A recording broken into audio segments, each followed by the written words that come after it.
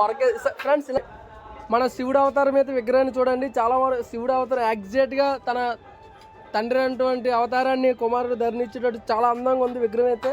Friends ఓవరాల్గా అయితే ఇది మ్యాక్సిమం 6.5 feet అంట. ఈ విగ్రహం ప్రైస్ వచ్చి అవన్నీ గురుగారు అడిగి లాస్ట్లో తెలుసుకుందాం. ఒక్కొక్క విగ్రహాన్ని రివ్యూలు అయితే చూద్దారండి.